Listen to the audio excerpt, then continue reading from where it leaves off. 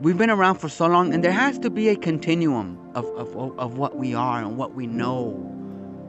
There's knowledge that has been passed down for millennium, thousands and thousands of years. Knowledge, valuable knowledge buried in wisdom and wise words of historical fact and tradition and things that go way back that we can't even comprehend, or we can't even know. But wise men, wise words will say, learn this stuff, know it, and teach it some more. Why? Because there is importance to knowing these things.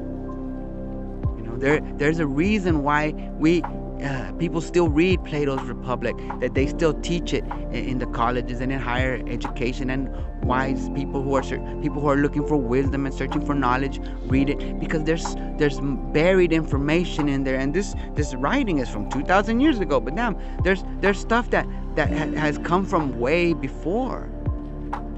Plato these ideas didn't come. He was a student of Socrates, and then Socrates had other teachers that come from long ago that have been forgotten.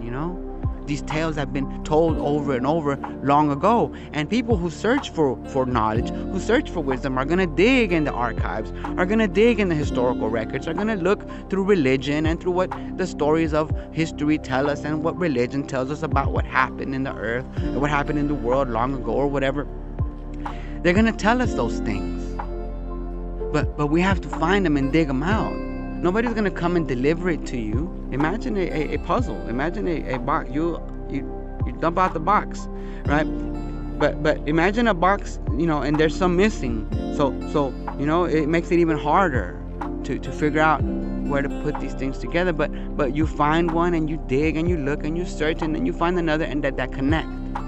And that's what this process is kind of like. Digging through history, digging through philosophy, digging through the religions of the world and history and the tales of old and all these things, the Greek stories of the gods and whatever, we get a picture of what humanity has been.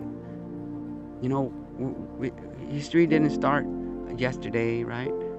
We've been around for a long time. 200,000 years Homo sapiens have been around. That's a long time.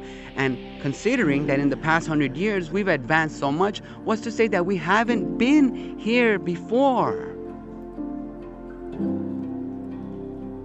Maybe the tales of old try to tell us that, hey, we have been here before.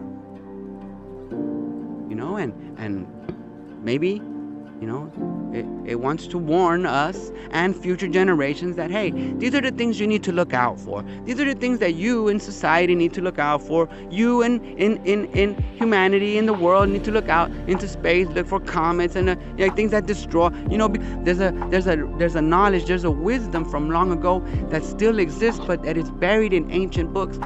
Yet we can't see it because we are all, confused and all full of our own little, whatever, and things that we don't understand, we don't study, we don't read, so we don't know these things.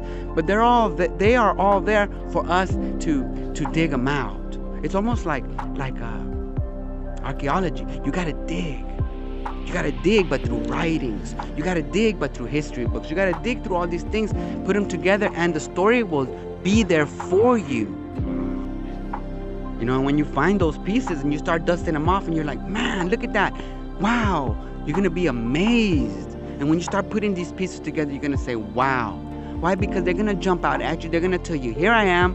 And you're going to connect them, and you're going to see what it's all about. All of these stories are buried. All of these truths and scientific knowledge and stuff is buried in stories of old. And it's up to us to dig and to find them. So we can have a better understanding of life itself and where we come from and where we're going.